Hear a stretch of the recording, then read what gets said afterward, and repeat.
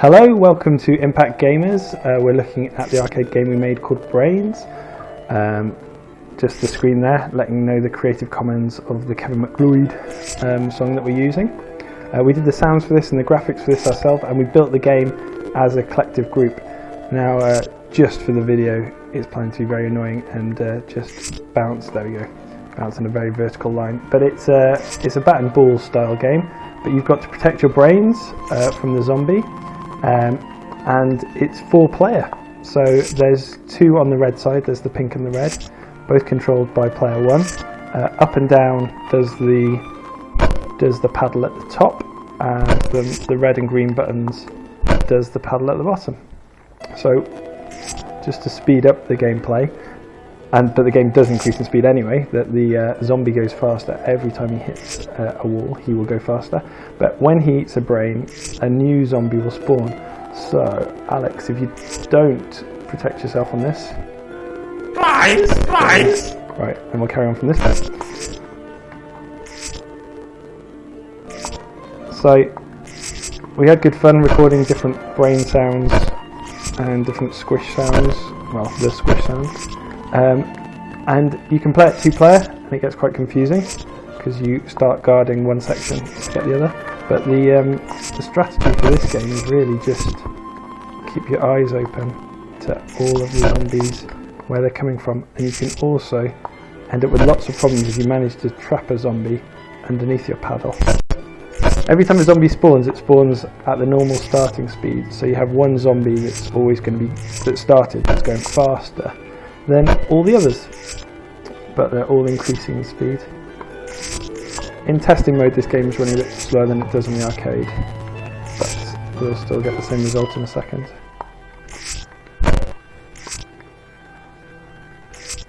Should we play to the death, Alex? Brains! Yeah. Go for it. Ooh.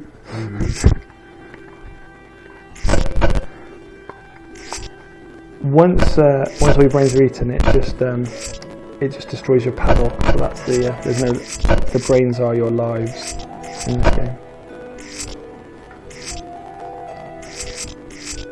So I give myself the unfair advantage of allowing them to eat your brains. Yes. And when you take your eyes off one, currently we've set it up so that the zombies, when they hit each other, they don't actually interact with each other. There we go. So that's me gone at the bottom. So yeah, the game quickly picks up to be a lot more entertaining.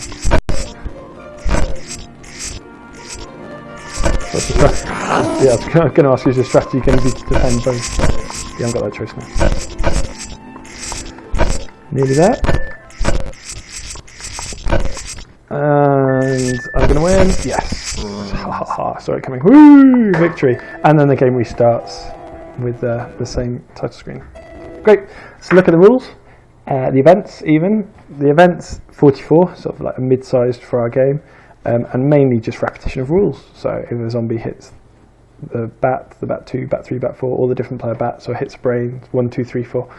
And then the last lives of player 1, player 2, player 3, player 4 cause them to be destroyed. So it's a really simple bat and ball game featuring that classic either leaves the play area, bounce. That's all it does. So this starting slide, if I just get rid of it for the moment. Start off with one ball, and now these paddles are actually static because we wanted them to be controlled in exactly the same way. So that just means that we set a repeat action. So if joystick 1 moves down and you're not already facing the lowest point, then rotate it clockwise, -1, and +1 to rotate it anti-clockwise if you move up. So that's the way that we did those rules for moving the bats, so that we can have exactly the same thing for if you're pressing fire button 3 and 2, which is red for fire button 2 and green for fire button 3. And that's the Brains game. I quite like it. It's a great compilation game where we all worked together on it and did the backgrounds and the sounds and brought it all together.